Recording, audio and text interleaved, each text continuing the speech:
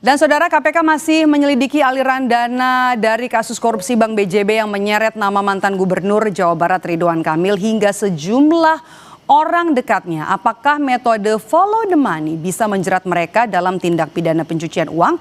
Kita bahas petang ini bersama dengan pakar tindak pidana pencucian uang Yenti Ganarsi. Selamat petang Bu Yenti dengan Maidop. Selamat petang.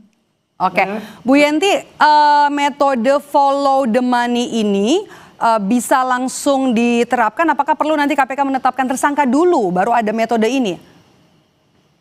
Gini, KPK kan sedang menangani korupsi. Sekarang itu kalau metodenya seperti yang lama-lama dulu sebelum tahun 2000 ya seperti ini menurut saya. Harusnya KPK ketika mendalami, menyelidik dan kemudian menyidik, sekarang sudah penyidikan, korupsi itu sekaligus menyelidiki dan menyidik TPPU-nya langsung dengan follow the money, tapi follow the money-nya itu bukan karena undang-undang korupsi, tapi undang-undang pencucian uang gitu. Jadi apa ya, gemes gitu ya sama KPK ini, apa sih kok nggak berani langsung mengatakan bahwa kita sedang mendalami korupsi dan TPPU-nya. Ini penting sekali agar masyarakat yang kita sekarang sedang geram ya dengan korupsi itu, untuk orang-orang dekat dengan para terduga koruptor ini juga mikir-mikir bahwa setiap korupsi itu pasti ada follow the money, pasti ada pencucian uang. Oleh karenanya hati-hati, jangan mudah sekali menerima uang dari seseorang, apalagi kalau orang itu kemudian nanti jadi tersangka korupsi. Yaitu contohnya apa sih, kriterianya bagaimana uang ini alasannya itu tidak masuk akal, jumlahnya besar dan tidak sesuai dengan profil pemberinya. Misalnya seperti itu, kita harus edukasi kepada masyarakat jangan mudah mau menerima, termasuk keluarga gitu. Korupsi dan pencucian uang, jadi KPK juga Anda nilai perlu melibatkan PPATK? Sangat, iya, KPK saya kira sudah sejak awal dengan PPATK ya, Hudson. Yang penting paradigmanya KPK itu ketika gelar perkara itu bisa nggak sih mereka fokus dan paradigmanya dibuka gitu ya, wawasannya dibuka bahwa setiap korupsi, apalagi korupsi ini sudah terjadi 2 tahun yang lalu ya, misalnya atau 3 tahun yang lalu, pasti uang korupsinya kemana-mana gitu kan. Jadi artinya apa? Setiap korupsi yang sudah bukan korupsi yang tertangkap tangan dan baru sekali melakukan korupsi, kemarin pun bisa jadi pasti sudah ada TPPU-nya. Ini KPK harus menyiapkan dua pasal sekaligus gitu. Jadi kalau seperti ini, KPK kan kita ada pandangan dong kepada KPK ini, kok KPK terkesan lebih melindungi pelaku, lebih tidak memberikan satu edukasi kepada masyarakat bahwa hati-hati jangan mudah korupsi, karena kalau udah korupsi ketika digunakan pun akan ada undang-undang TPPU yang menyertainya. Kenapa?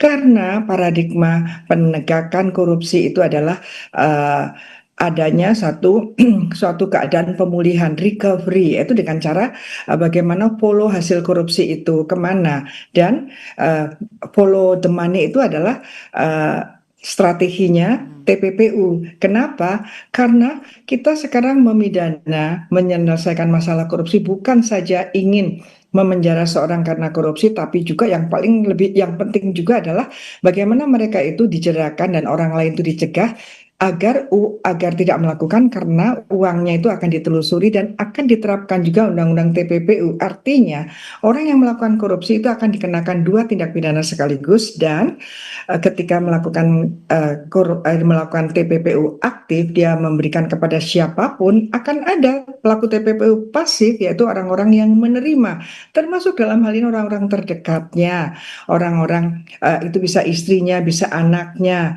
Dan KPK dulu ya pernah menangani waktu Presiden PKS kasus sapi import ya, itu udah seperti itu, sedemikian rupa banyak artis-artis yang diperiksa. Kenapa KPK sekarang ini malah kesannya mundur, kesannya malah seolah-olah tidak paham TPPU atau sengaja tidak menggunakan TPPU sejak awal, sehingga hasil kejahatan asal itu semakin sulit nanti untuk ditelusuri gitu, Mbak. Oke. Kemudian ini juga menarik, saya juga ingin tahu nih apa catatan Anda, Bu Yenti, ketika penyidik sudah menetapkan 5 tersangka tapi belum mendalami aliran dana korupsinya, apa yang salah dalam hal ini? Ya, KPK sudah menetapkan 5 tersangka, RK masih saksi gitu ya. Dia waktu itu jadi gubernur gitu ya. Ya KPK seperti yang ragu-ragu, seperti yang bisa diragukan integritasnya gitu ya. Kenapa yang 5 begitu cepat? Tidak mungkin lah. Coba diundang orang pakar-pakar hukum administrasi negara. Ada satu dana non budgeter yang untuk bank BJB, di mana gubernurnya tidak tahu, gimana gubernur tidak tersangkut paut untuk penandatangannya dan lain sebagainya. Tidak mungkin kan itu. Sampai sejauh ini bahkan sudah ada pelacakan pemeriksaan terhadap orang atau putra mantan wakil presiden ya, yang waktu itu jual mobil dan kemudian diperiksa juga, ya kan? Kok masih saksi yang ini dan kemudian yang 5 itu juga TPPU-nya mana gitu? Karena kalau yang 5 itu melakukan korupsi iklan dari dana non budgeter, kemudian diperiksalah mantan gubernurnya, berarti mereka tuh memberikan sesuatu kan kepada mantan gubernur ini. Berarti mereka itu juga, apakah mereka itu dengan mantan gubernur ini adalah satu paket atau penyertaannya dalam korupsi, ataukah mantan gubernur ini sejak awal justru sudah ada TPPU dari mereka? Ini yang harusnya sudah dilihat TPPU-nya di mana ya, berkaitan dengan dugaan melibatkan mantan gubernur ini. Apakah mantan gubernur terlibat bersama-sama korupsinya, ataukah mantan gubernur ini terlibatnya justru waktu penerimaannya saja? Jadi sejak awal ada korupsi ada TPPU di korupsi yang terhadap saksi 5 tadi, apakah di sana ataukah memang sejak awal sudah ada kong kali kong, kan seperti itu yang terjadi. Karena belakangan ini kan penempatan pejabat, penempatan vendor-vendor itu kan banyak sekali konflik of interest ya. Ini membuat kita semakin skeptis ya. Ini negara beneran nggak sih mau membongkar korupsi, membongkar kejahatan ekonomi dan merampas semua hasil kejahatannya dengan menerapkan TPPU, dan yang penting adalah siapapun warga negara Indonesia yang menerima uang hasil kejahatan, dia hati-hati, Anda akan disita. Dan kemudian Anda juga ada ancaman pidana TPPU, di mana TPPU itu sekarang masuk dalam tindak pidana yang ada dalam KUHP. Jangan salah ini KPK.